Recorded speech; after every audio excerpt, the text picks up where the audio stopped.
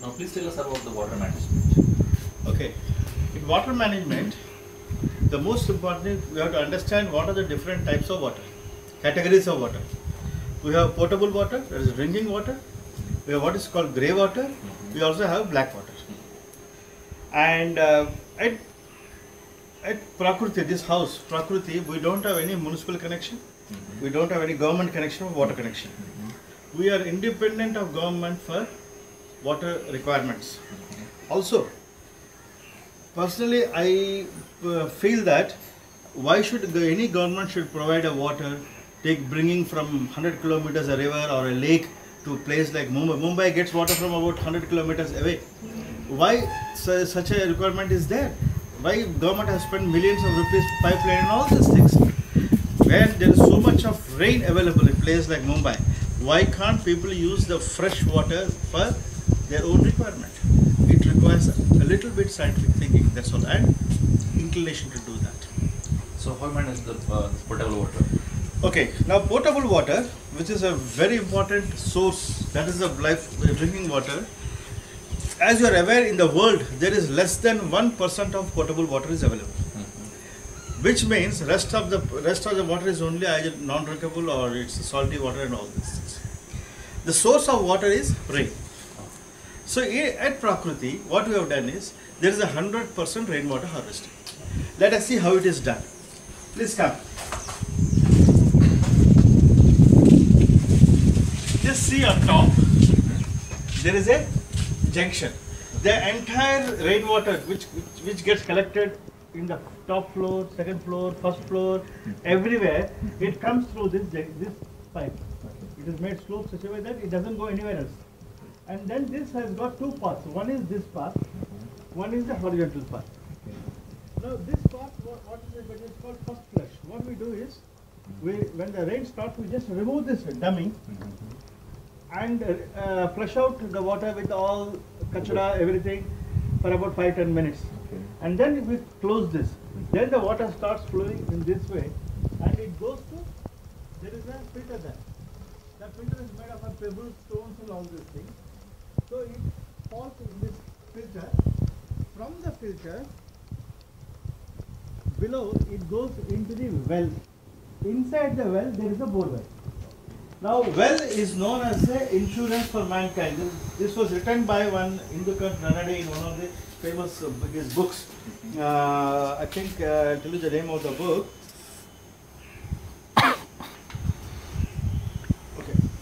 I don't remember the name of the book, but this is one of the Indukant Ranade in the self-reliance in water. That is the book name, Self in Water. Well is known as the insurance for the mankind. So that's about how the rainwater harvesting has been done. How do you quantify the water what we are getting in the well? Okay, that's very simple. Let me explain to you how we quantify the water. You see, basically what happens is, if you take a simple 60 by 40 feet plot,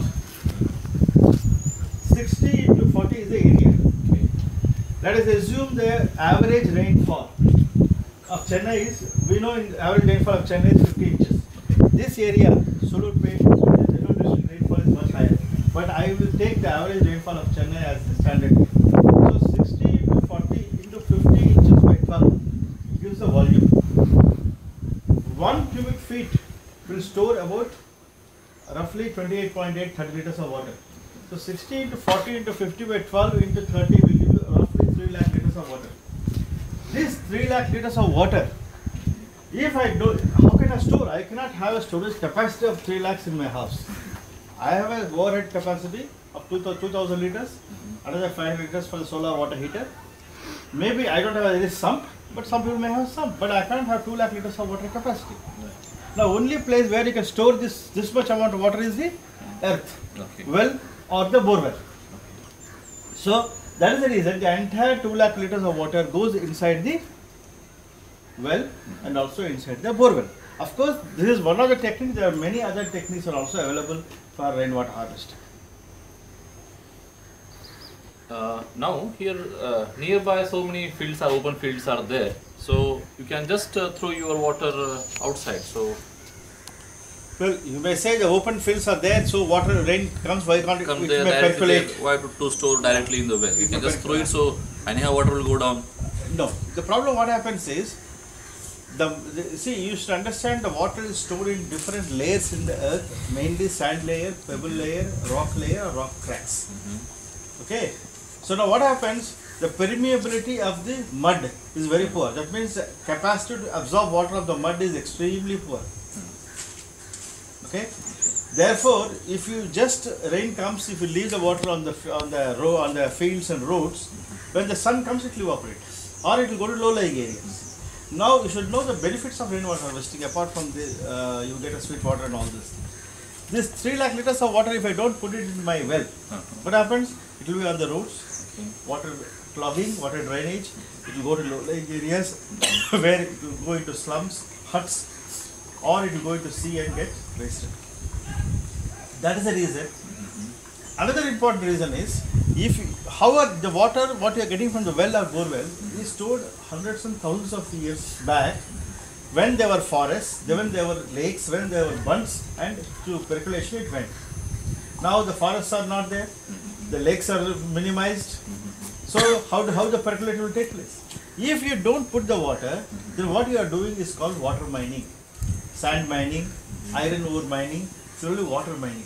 If there is a So this 3 lakhs liters of water, roughly, which you will get per annum, it may not be uniformly, you may not be getting, it may come in 2-3 months. This water you have to put it inside the well or bore well. If you don't put this, what happens? You are only drawing water, what is already existing, where the percolation has taken place over hundreds and thousands of years back, when there were forests, then there were lakes and rivers. Now, if you don't put the rainwater, then you are doing water mining, like sand mining, iron ore mining. So for me personally, it is not acceptable, because we are going to cheat the future generations when you don't put the water inside. What happens if you don't put this? You will take, suppose there is 10 lakh liters of water in, let us say, in a rock crack. You keep using it. After 5 years, it gets dry. Forget, go to another place, another bore. You don't realize exactly why the bore is getting dried up, because it's not getting the rainwater. So you have to put the rainwater. That is the reason rainwater harvesting is not a luxury, it's a must. I will be very happy if the government says that no house permission will be given to anybody unless they tell us how they are going to put the rainwater into their bore well or well. Now we understand about this. It's very important. But what is the use if only you are doing and nobody else, your neighbors are doing? So whatever harvesting you are doing, it goes to your neighbor. What is the use for you? So basically what happens, you must understand the water in the soil, as I told you. It is there in sand layer, pebble sand layer, rock layer. Now it is not like a straight line. Suppose I dig a bore well 30 feet, I may go into a sand layer. The neighbor may dig a bore well, he may go into rock layer, which is, there is no connection between those two. That is number one. Number two, even the layers are not in a straight line, they are highly uneven. So there is no guarantee that he will go into the same layer. Third, even if it doesn't do it, I am putting so much water. To that extent, if he puts also, it's very good. If he doesn't put it, at least that extent I am taking care of the rainwater introduce. Another beauty is that once the rainwater goes inside, these layers, they don't get evaporated because there is no sunlight. They don't get contaminated. They remain very pure. And even if there are less rains 1 year, doesn't matter. 1 year there may be 10 lakh liters of water may be coming. Another year there may not be. There may be less rains. Rain suddenly comes, you have prepared, then no problem. Even if 2 days heavy rain comes, that so many thousands or lakhs of liters water goes inside my storage capacity. So how do we do for this one, bore wells? See, bore wells, there are many techniques. One of the simplest technique is, you have a bore well and then you have the motor, right? Just about 3-4 feet below that, around 3 to 4 feet around the bore well, you dig out 6 feet, 8 feet, 10 feet, whatever it is, dig out around the casing, and then at a convenient spot, over 2 to 3 feet, you drill holes with a drilling machine all around on the casing. Put a wired mesh and this entire area cover it nicely with big stones. And then this water after filtration, there are many methods of filtration. One method I told you, there are n number of methods. Bring that water after filtration directly onto the space, onto the area where you have put stones. So this entire water goes into the stones and then it goes into the, through wire mesh, it goes into your hole. But if you do this one, it will not weaken your foundation of your house itself. See, normally if you see, all the well burrows are all 30 feet, 25 feet and above. Whereas your pillar foundation is not more than 7 feet, 8 feet. So there is no link between these two. Okay. And anyway, whether you like it or not, there are water in the soil, in the earth. So they are not going to weaken your foundation. What does this mean by grey water? Very good. See, basically grey water means the bathing water, the kitchen water, and also the washing machine water. So in this house Prakriti, there is no connection. While doing the plumbing, we did not connect any grey water with the black water. Black water is solid water, of course. So grey water and black water are totally independent. And now I will show you how the grey water is used. Grey water is a very good resource if you know how to use it properly. Please come, let's go to the grey water, how we are using grey water.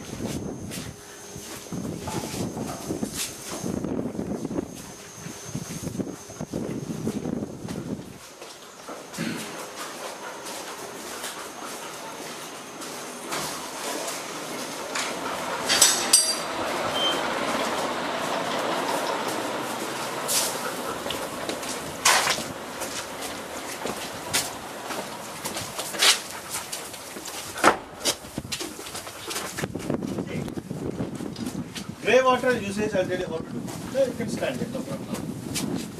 The entire bathing water, water which is used for bathing, comes to this chamber. Okay? Also to that chamber, which is there just backside of you. Okay, in this side. Yeah. So, whereas this is the toilet water. This is There is no link between these two.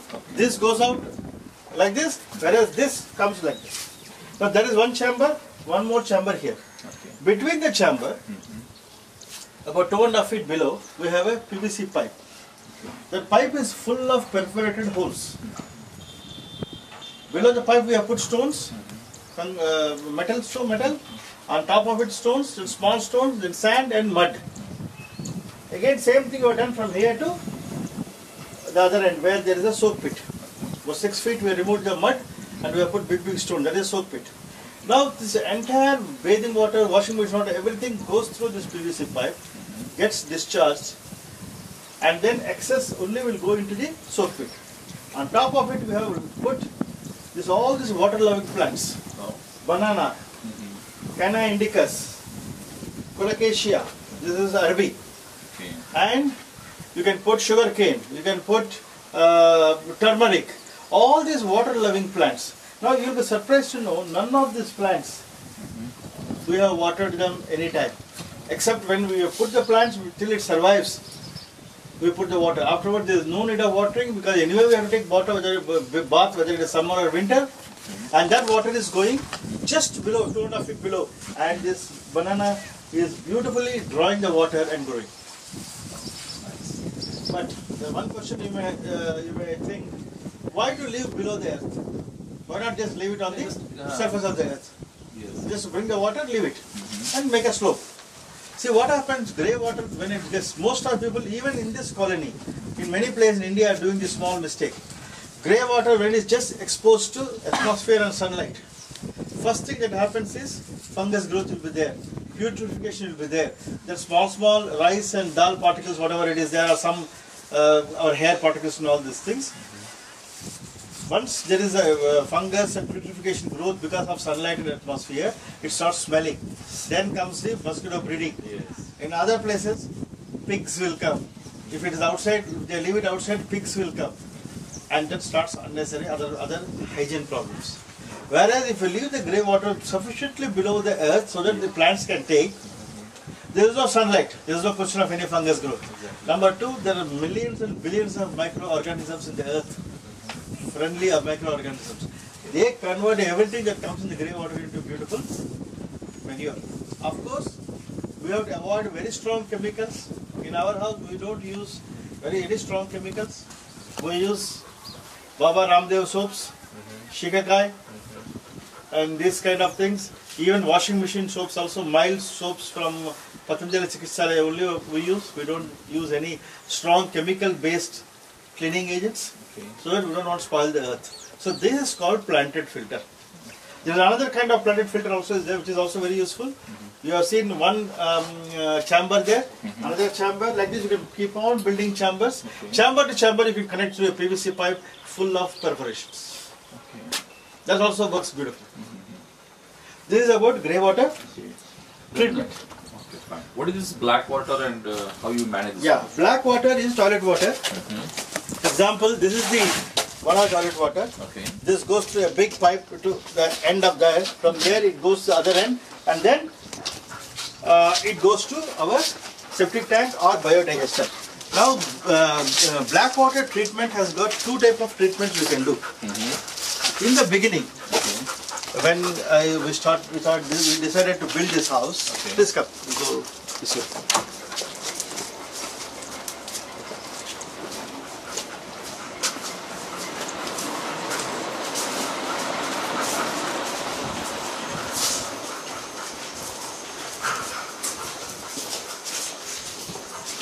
When we decided to build this house, black water treatment, we have two options. Okay. One option is there is a bacteria called Actizen. Please ask me when you go up. I'll show you the bacteria. Okay. It's a natural bacteria. Okay. This Actizen bacteria, what it does is it converts human excreta into nitrogen, methane, micronutrients. That means, and water of course. So what happens is, if you use the Actizen bacteria in your septic tank, your water gets, your entire septic tank gets treated beautifully by natural bacteria. And tomorrow if there is an overflow, the septic tank also no problem. It is just water, and that water can be used, output of the septic tank can be directly used for plants through again planted filter. I have seen this in one of the houses in Chennai, where the gentleman last 15 years he has not cleaned his septic tank even for a day. And it hardly costs anything, some 300 to 300 rupees. That's all one-time investment. But then the question is, when you use this Actizen bacteria, which is anaerobic and aerobic bacteria, it survives in both the conditions. One of the most important things you should know is, for cleaning the toilets, you should not use any strong chemicals, especially chlorine-based chemicals, acids, all these things, because they will kill the bacteria. Bacteria is killed, again smell, pathogens, all these things. Whereas once this Actizen is put, first thing and foremost thing you will realize is that there won't be any foul smell coming from the septic tank. Within 2-3 months, foul smell stops coming. Then your question is, how do I clean the toilet? If I don't use acid, if I don't use chemical chlorine-based cleaning agents. In our house, I will show you all the toilets. They're absolutely clean. We don't use any chlorine-based cleaning agents. The best cleaning agent is your lemon paste, nimbu juice. You make a paste of lemon, use it in the commode, with the brush clean it, flush it. It is beautiful. Second is, you can use vinegar and soda, baking soda. Third option is, you can use this floor cleaner from Baba Ramdev, cow urine based floor cleaner. Fourth option is, you can use citronella or lemongrass oil drops in water, with that you can clean it. Or you can buy hydrogen peroxide, you can make 1:5 ratio and use that for cleaning. There are n number of methods are there to clean, which will not kill the bacteria at the same time. It will make your septic tank it will treat septic tank beautifully. But when I decided to build, we consulted a professor called Professor Ajay Chandak from Dhule, Maharashtra. He told, I'll give you an option, why don't you go for anaerobic digestion?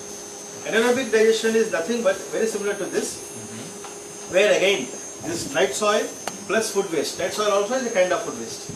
These two are treated by anaerobic bacteria in the absence of oxygen, and they convert this organic waste, which includes your night soil plus food waste, into methane, micronutrients, nitrogen and water. So the effluent, the output of anaerobic biodigester is an excellent bioenzyme which can be used beautifully for the plants. Plants will grow fantastically. So I got a 4 CUM biodigester design from him. That is what is this. So this is basically, this is a float which keeps the biogas, the methane as the, it stores the methane. Now as the methane comes, this float, this goes up. As you start using the methane, we use this biogas for cooking, for heating the water for my father and mother in the morning. Of course, we have a solar water heater, but I have so much gas for me. You will be surprised, from June last year, when we shifted here, till date, we have bought only one LPG. Practically, we are independent of LPG in our house. We buy just one LPG, that's all, last 6 months. So technically speaking, I need 1 or 2 LPG per year, that's it. Not more than that. So here, this is the food waste input. Okay. I put about 2 to 5 kilos food waste maximum. You can get from any dhaba, any hotel, any canteen, but only food waste. No plastics, no metals, no spoons. That you must ensure. Food waste means food waste. So don't feel any smell here? Nothing, because methane doesn't have any bad smell.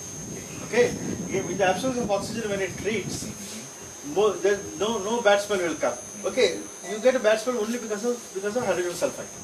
And hydrogen sulfide is produced in traces, in a very small quantity. That also when it comes out through the pipes, this goes to first floor, that goes to ground floor. It gets burnt. In the along with methane, it also gets burnt. So sulfur dioxide. So there is no big, there is no smell at all. You can come and see. I will show you the biogas. We cook everything in biogas. Absolute no smell. And methane is a very safe gas because it's a lighter than air gas, low pressure gas, and low calorific gas. It is not a high calorific gas like LPG. So even if somebody forgets, the gas will escape into the atmosphere. And because if we take the all food waste from canteen, all these things, we will be helping to make India also very clean. Swachh Bharat. What about this underground drainage system? What is your comment about it? See, underground drainage system is not a good system, I personally feel, because underground drainage system basically takes away the problem from your house and takes it to somewhere else. If every house in India, every flat in India, city, town, villages, they use Actizyme bacteria, they make a small septic tank, use Actizyme bacteria, use the water for their own plants, or leave it in the sewage system, then your Kuvam in Chennai will be a river, it will not be a Nala. Musi will be a river in Hyderabad. Yamuna will be a beautiful river in Delhi. Of course, I assume that there are no other industrial pollutants. I'm talking only about sewage. And your Methi in Mumbai will be also a big river instead of a Nala. So, this is a very simple, effective way of doing it. People who are aware, they are in Tamil Nadu, thousands and lakhs of people are using this bacteria. They solved their problem of septic tank. Cleaning septic tank is a big problem. You have to depend on the unreliable tanker fellows who will be linked to politicians, local politicians. They will come, they will ask whatever they want. And if there is an overflow, it will foul. Normally people get a foul smell, but once this bacteria, you put Actizyme and treat the there is no question of foul smell. Okay, and you will see a water jacket here. This is basically for the float to float around, because when gas comes, this goes up. Morning it fully 4 feet it goes up. You can see here, now it's about 2 feet. Morning 4 feet it goes up. We start using it, comes down. Again evening it goes up, it comes down. Morning again it goes up and comes down. This is how we use. And here there is, of course, there is one small valve we have kept. That is what happens, as I told you. See, basically the reaction is methane is CH4. Okay. Methane plus 2O2. It takes oxygen from the atmosphere and burns. And then you get CO2 plus 2H2O plus 890 kilocalories. Now you may ask me, CO2 is also what do you call greenhouse gas. Right. But methane is about 30 times more dangerous than CO2. You must remember. So everybody leaving little methane in the atmosphere, it's really causing problem in the where if you use the methane, then the problem is solved. Because it is 30 times because CO2 is less dangerous than methane. Second thing is, this carbon in the carbon dioxide comes from the methane. The methane carbon comes from the food waste. Food waste carbon comes from the plants. Plants gets carbon from the atmosphere. Which means generating biogas and using biogas is a carbon neutral cycle. That is the beauty. So this is how the black water is treated. That's how the grey water already explained to you. The potable water, that's how we take it. So this covers the complete water management. Complete water management. Thank you.